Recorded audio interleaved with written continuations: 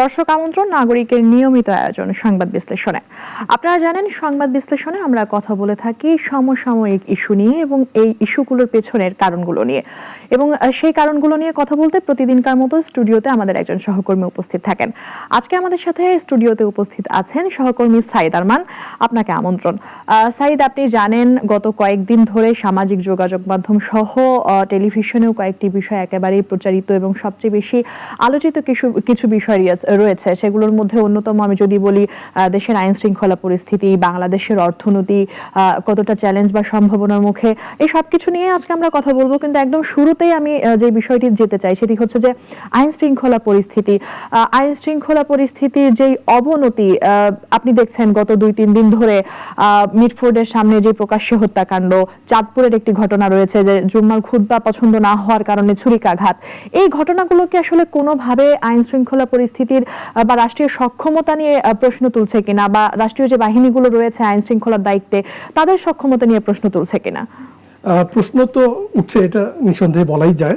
আপনাকে একটি প্রেক্ষাপট বিবেচনা করতে হবে যদি এখানে, সেটি হলো যে আমরা রাজনৈতিক পট পরিবর্তন যখন হয় 5 আগস্টের পরে যদি আপনি দেখেন, তারপর থেকে কিন্তু আমাদের আইন শৃঙ্খলা বাহিনী আসলে আর শক্ত অবস্থানে যেতে পারেনি।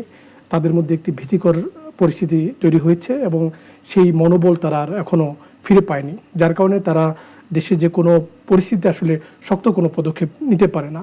আপনি যদি রাস্তাঘাটে চলেন এমনও শুনবেন, যদিও দেশে এখন সেনাবাহিনী মোতায়েন রয়েছে, তাদের ক্ষমতা দেওয়া হয়েছে, অনেকেই কিন্তু সেনাবাহিনী আসলে তারা থেকেও যে দেশে আইন শৃঙ্খলা পরিস্থিতি ঠিক হচ্ছে না এমন সমালোচনাও কিন্তু অনেকেই করেন। আপনি রাস্তায় হাঁটলে কিন্তু দেখবেন যে একটু কান পাতলেই কিন্তু আপনি লোকজনের এই কথাগুলো শুনতে পারবেন। আপনি যেটি বলছিলেন যে সাম্প্রতিক সময়, আমি কিন্তু এখানে একটু দ্বিমত করবো আপনার সঙ্গে। শুধু সাম্প্রতিক সময় না, আমরা যদি দেখি যে এই অন্তর্বর্তী সরকার দায়িত্ব নেওয়ার পর থেকেই তখনও কিন্তু আলোচনা হয়েছে, আমরাও আলোচনা করেছি যে এই সরকারের বড় চ্যালেঞ্জ সেটি হলো দেশে আইন শৃঙ্খলা পরিস্থিতি ঠিক করা। কিন্তু তারা দায়িত্ব নেওয়ার পর থেকে এই যে প্রায় 1 বছর পূর্ণ হতে যাচ্ছে কিছুদিন পরে, এখন পর্যন্ত কিন্তু দেশের আইন শৃঙ্খলা পরিস্থিতি তারা পুরোপুরি নিয়ন্ত্রণ করতে পারেনি। এটি শুধু মানুষ বলছে, আমরা বলছি, গণমাধ্যমে রিপোর্ট হচ্ছে, এটি না, এটি কিন্তু সরকারেরও একটি অংশ কিন্তু স্বীকার করে আসছে যে তারা পুরোপুরি আইন শৃঙ্খলা পরিস্থিতি নিয়ন্ত্রণ করতে পারেনি। যার কারণে আপনি নানা সময়ে দেখবেন যে নানা রকম এমন সব ঘটনা আমাদের সামনে আসছে যেটি আপনার পুরো দেশকে নাড়া দিচ্ছে, মানুষ কষ্ট পাচ্ছে, ব্যথিত হচ্ছে এবং এই সরকারের সমালোচনা করছে। তারই অংশ কিন্তু আমরা দেখছি আবার নতুন করে। এর আগে কিন্তু আপনি যে কয়েকটি ঘটনার কথা বলছিলেন, মিরপুরের কথা বলছিলেন, এর সঙ্গে কিন্তু যুক্ত করতে হবে আমরা জুন মাসের শেষ দিকে কিন্তু আমরা দেখলাম কুমিল্লার মুরাদনগরে একটি নেক্কারজনক ঘটনা। একজন হিন্দু নারীকে আপনি দেখলেন কিভাবে দরজা ভেঙে আসলে ধর্ষণ এবং সেগুলো ভিডিও করে সামাজিক যোগাযোগ মাধ্যমে।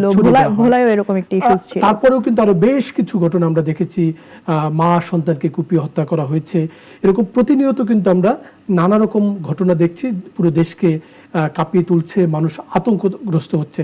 আজকে আমরা যখন আলোচনা করছি, আমরা একটি প্রেক্ষাপটকে বড় করে দেখছি, যেটি পুরান ঢাকায় আমরা যেটি দেখছি যে কতটা ন্যাক্কারজনকভাবে, পাশবিকভাবে একজন ভাঙ্গারি ব্যবসায়ীকে হত্যা করা হয়। শুধু তাই না, আপনি যদি দেখেন বিবরণটা যদি পড়েন বা দেখে থাকেন, শুধু হত্যা করা হয় নাই, হত্যা করে যারা হত্যাকারী তারা কিন্তু তার লাশের উপরে উঠে আনন্দ উল্লাস করেছে এবং তার মৃত্যু নিশ্চিত জানার পরও তার বুকের উপরে উঠেছে, লাফালাফি করেছে এবং তাকে যেভাবে টেনে হেঁচড়ে নেওয়া হয়েছে সেটি আসলে কোনো মানবিক গুণ থাকলে।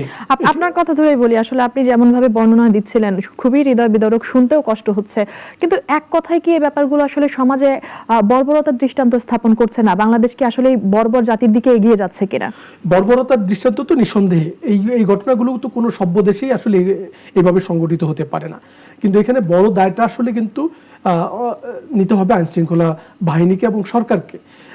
একের পর এক হচ্ছে, সরকার কখনো কখনো বলবার চেষ্টা করছে এগুলো বিচ্ছিন্ন ঘটনা, কিন্তু পুরো মোটা দাগে দেশের আইন শৃঙ্খলা রক্ষার দায়িত্ব তো সরকারের। একেবারেই তাই। তারপরেও আমি একটু যুক্ত করতে চাই আপনার সাথে, ধারাবাহিকভাবে যখন ঘটনাগুলো ঘটে তখন কিন্তু আর বিচ্ছিন্ন থাকে না।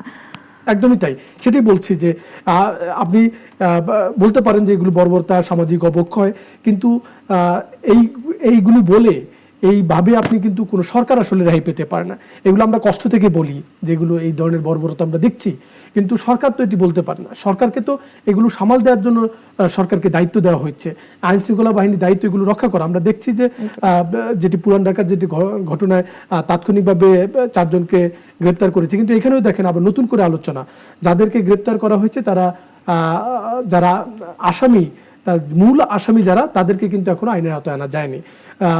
মামলার যারা বাদী তারা কিন্তু যে লাল চাঁদ তার পরিবার পরিজন কিন্তু বলছে যে মূল যারা তাদেরকে এখনো তারা এখন ধরাছোঁয়ার বাইরে রয়েছে, অন্যদেরকে করা হয়েছে। এবং আমরা কিছুটা সাংগঠনিক ব্যবস্থা দেখলাম বিএনপির তরফ থেকে, কিন্তু এই ঘটনার সঙ্গে ছাত্রদল, যুবদল এবং স্বেচ্ছাসেবক দলের সম্পৃক্ততার কথা কিন্তু জানা যাচ্ছে, তারা তাৎক্ষণিকভাবে বহিষ্কার করেছে। যে এখানেই সাইদ আপনাকে একটি প্রশ্ন করতে চাই যে এই যে এর আগেও তো আমরা আসলে দেখেছি যে দলীয়ভাবে ব্যবস্থা নিতে গেলে বড়জোর কি দেখি আসলে ওই দল থেকে তার হচ্ছে পদটিকে স্থগিত করে দেওয়া হয়, বহিষ্কার করে দেওয়া হয়।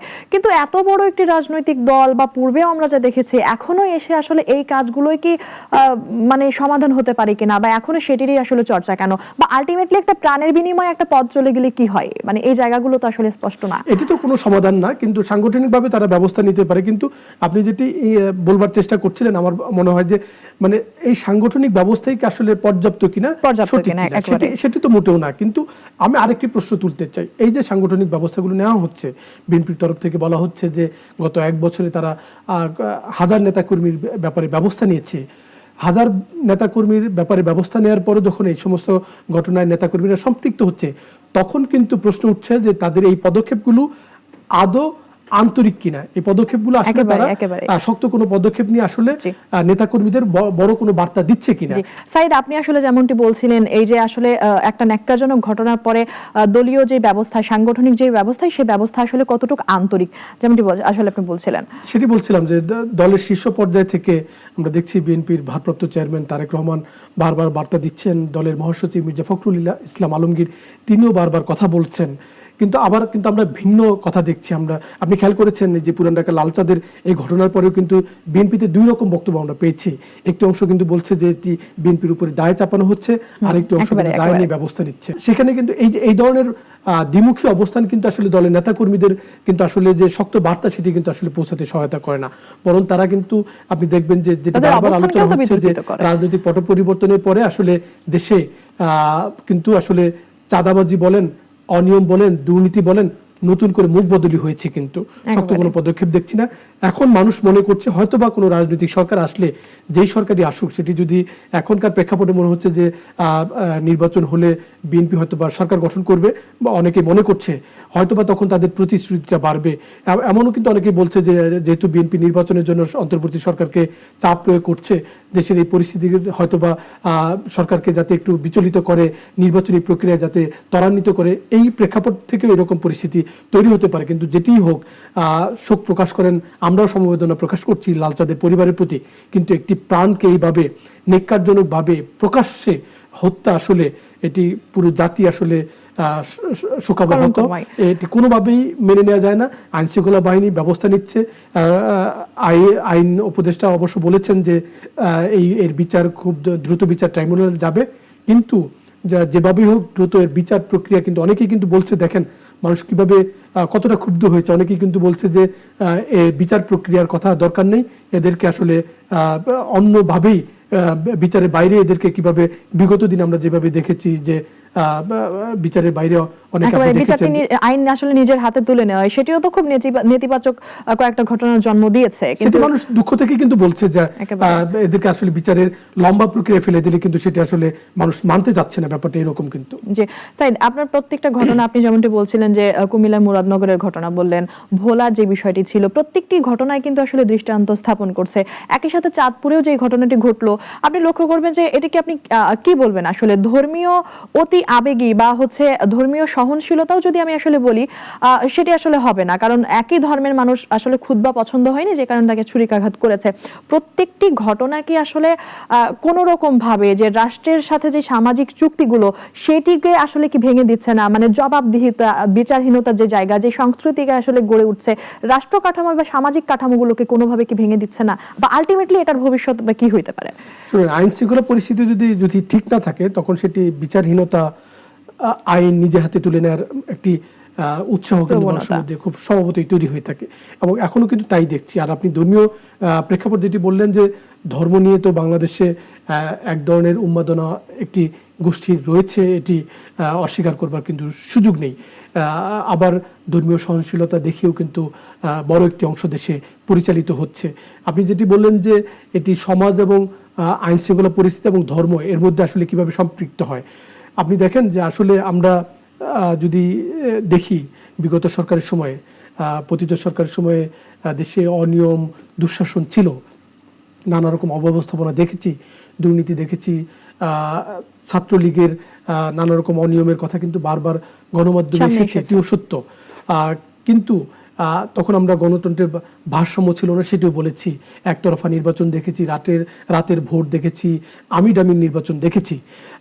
কিন্তু এখন কিন্তু আবার নতুন করে মানুষ কিন্তু বলছে যে আমরা বিগত দিনে গণতন্ত্রে ভারসাম্য দেখিনি, এখন কিন্তু রাষ্ট্রীয় কাঠামোতে ভারসাম্যহীনতা দেখেছি। আপনি খেয়াল করেন যে যতটা প্রশ্নবিদ্ধই হোক একজন ব্যক্তি, তিনি রাষ্ট্রীয় নিয়ম অনুযায়ী সরকার তাকে প্রধান নির্বাচন কমিশনার হিসেবে নিয়োগ দিয়েছিলেন, তার সঙ্গে যে আচরণ করা হয়েছে এটি নিয়েও কিন্তু মানুষের মধ্যে এক ধরনের প্রতিক্রিয়া তৈরি হয়েছে।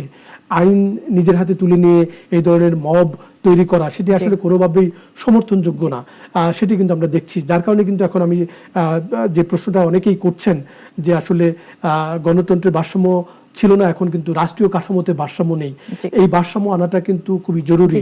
এবং একই সঙ্গে নির্বাচনী একটি রোডম্যাপ দিয়ে যাতে আমরা দ্রুত একটি গণতান্ত্রিক প্রক্রিয়ায় যেতে পারি, আইন শৃঙ্খলা পরিস্থিতি যাতে ঠিক করা যায়, সরকারকে কিন্তু সেই পদক্ষেপ নিয়ে এখন আমার কাছে মনে হয়েছে গুরুত্বপূর্ণ। জি, আমি আরেকটু বলতে চাই, সেটি হচ্ছে যে শুরুতে আমি বলেছিলাম যে অর্থনীতি নিয়েও আলোচনা করব। বাংলাদেশের অর্থনীতি আসলে কোন দিকে কোন ধাপে প্রবাহিত হচ্ছে, এখনকার আলোচিত ইস্যুগুলো কি।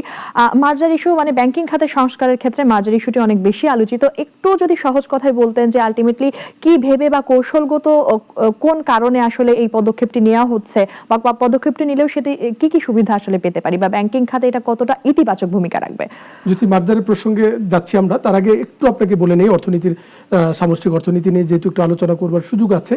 আপনি দেখেন যে এখন সাম্প্রতিক সময় সবচেয়ে বেশি আলোচনা কিন্তু তৈরি হয়েছে মার্কিন যুক্তরাষ্ট্রের পাল্টা শুল্ক, এবং আপনি দেখেন যে এখানেও কিন্তু সরকারের সমালোচনা করতে হবে। এই পাল্টা শুল্ক, এই বাণিজ্য বিষয়টা কিন্তু আমরা এই অন্তর্বর্তী সরকার মার্কিন যুক্তরাষ্ট্রের সাথে যে কূটনৈতিক দর কষাকষি, সেখানেও কিন্তু পুরোপুরি ব্যর্থ হয়েছে কিন্তু এটি বলা হচ্ছে। এবং এখানে ব্যবসায়ীদের দূরে রেখে সরকার একতরফাভাবে আমলারা এবং সরকারের যে অন্তর্বর্তী সরকারের যারা উপদেষ্টা রয়েছেন এবং দূত রয়েছেন, তারা কিন্তু এটি সমাধান করবার চেষ্টা করেছেন, এবং তারা ব্যবসায়ীরা আশা করেছিলেন যে এটি সহনীয় হবে, যে পাল্টা শুল্ক 37% যেটি প্রস্তাব ছিল সেখান থেকে হয়তো বা 20% নামবে, কিন্তু সেখানে সেটি হয় না। এখানেও কিন্তু সরকার বড় একটি ব্যর্থতার পরিচয় দিল।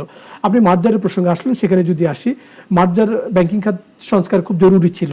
আপনি জানেন যে বিগত সরকারের সময় ব্যাংকিং খাতে ব্যাপক লুটপাট হয়েছে, অনিয়ম হয়েছে, ব্যাংকের স্বাস্থ্য ভালো দেখিয়ে লুটপাট করা হয়েছে, এবং এই লুটপাটের অর্থ বিদেশে পাচার করা হয়েছে, এটিও সত্য।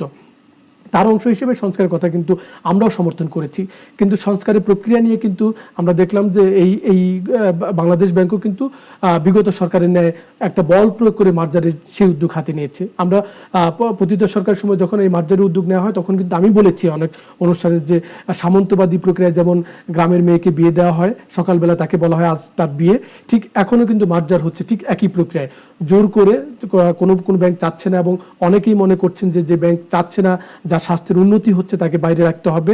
কিন্তু কেন্দ্রীয় ব্যাংক একটা অবস্থান তৈরি করে ফেলেছে, 5টি ব্যাংকে তারা জোর করে মার্জার করবে। এখানে আপত্তি করছে এক্সিম ব্যাংক, সে তার স্বাস্থ্যের কথা বলছে, সে সময় চাচ্ছে, এবং এক্সিম ব্যাংকের গ্রাহক যারা রয়েছেন, এক্সিম ব্যাংকের উদ্যোক্তা যারা রয়েছেন, এটি এক কথায় জোর করে চাপিয়ে দেওয়া হচ্ছে। এটি কিন্তু বিশ্লেষকরা বলছেন, ব্যবসায়ীরা, নেতারা বলছেন যে বল প্রয়োগ করে মার্জার কিন্তু আসলে কখনোই টেকসই হবে না, আসলে হয়ও না। মার্জার হওয়া উচিত একেবারে স্বপ্রণোদিত, সেটি দুর্বল ব্যাংক একসঙ্গে মার্জার হতে পারে, আবার সবল ব্যাংক দুর্বল ব্যাংকও মার্জার হতে পারে। এখানে কেন্দ্রীয় ব্যাংকের মধ্যস্থতা, কেন্দ্রীয় ব্যাংকের বল প্রয়োগ করে সিদ্ধান্ত চাপিয়ে দেওয়া, সেটি কিন্তু কোনোভাবে একেবারে সমর্থনযোগ্য না। এই জন্য কিন্তু অনেকে বলছে যে এক্সিম ব্যাংক এই যে জোর করে চাপিয়ে দেওয়ার কথাটি আপনি বলছিলেন, তো কোনোভাবে কি আসলে কোনো রাজনৈতিক দলের মদত পুষ্ট বা ছত্র ছায়া থাকা আসলে কোনো ব্যাংককে টেনে নেওয়ার কোনো কৌশল কিনা সরকারের? সেটি বলা যায় না, এই কারণে সেটি আমি কেন্দ্রীয় ব্যাংকের মুখপাত্রের সাথে কয়েকদিন আগে নিয়ে কথা বলছিলাম যে আপনারা মার্জার উদ্যোগ হাতে নিয়েছেন এটি কি ব্যাংকের স্বাস্থ্য দেখে নাকি মুখ দেখে? তিনি যদি অস্বীকার করেছেন, তিনি বলেছেন ব্যাংকের স্বাস্থ্য দেখে আসলে মার্জারের উদ্যোগ। কিন্তু আমরা যদি বলি, যদি এখন কেন্দ্রীয় ব্যাংক আরও 11টি ব্যাংকের যে স্বাস্থ্য নিরীক্ষা করবার জন্য বিশেষ উদ্যোগ হাতে নিয়েছে, বিদেশি যে নিরীক্ষা প্রতিষ্ঠান তারা এই সমস্ত ব্যাংকের স্বাস্থ্য পরীক্ষা করবে, হয়তো বা নতুন করে আরও কয়েকটি ব্যাংক মার্জারের আওতায় আসতেও পারে সমাধান হিসেবে। কিন্তু আমরা দেখছি যে এই যে 5টি ব্যাংক মার্জারের কথা বলা হচ্ছে, যেটি আপত্তিতে এক্সিম ব্যাংক রয়েছে, এক্সিম ব্যাংকের মালিকরা চাচ্ছে, উদ্যোক্তারা চাচ্ছেন মার্জারে যাবেন না। এই যে 11টি ব্যাংক নতুন করে নিরীক্ষার আওতায় আসছে, এর মধ্যে কিন্তু অনেক ব্যাংকের অবস্থা কিন্তু এক্সিম ব্যাংকের থেকেও খারাপ। এবং তারা একটি ব্যাংকের চেয়ারম্যান এতটাই প্রভাবশালী, তিনি কিন্তু, আমি একটি অনুষ্ঠানে শুনেছি, তিনি কেন্দ্রীয় ব্যাংকের গভর্নরকে বলেছেন যে আমার ব্যাংকের ম্যানেজাররা আমানতকারী টাকা দিতে পারে না, আপনি টাকা ছাপিয়ে দিবেন না, আপনি বসে বসে এখানে সিনেমা দেখেন।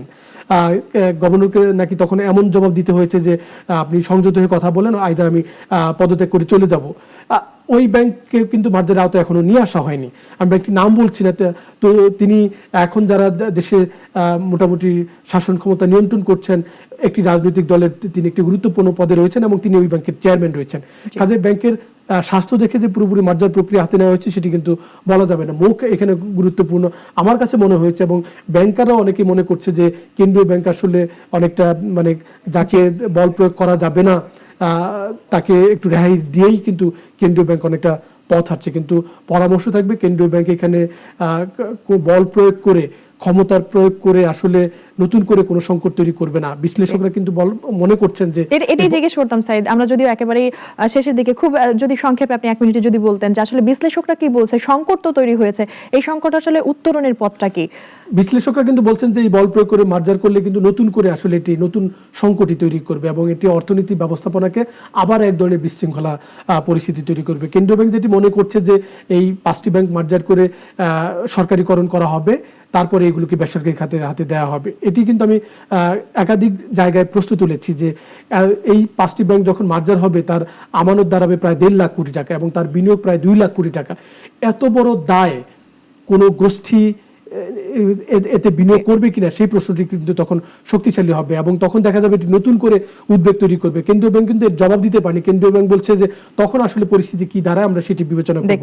আসলে বিচার বিশ্লেষণ ছাড়া পদক্ষেপ নিলে কিন্তু পরে এটি দেখবেন যে পুরো ব্যাংক ব্যবস্থা, অর্থনীতি সবার জন্য একটি গলার কাটা তৈরি হবে। একেবারে আমরাও চাই যে আসলে এই সংকটগুলো ইতিবাচক সমাধানের পথে এগিয়ে যাক এবং দেশের আইন শৃঙ্খলা পরিস্থিতিরও আরো বেশি ইতিবাচক পরিবর্তন হোক।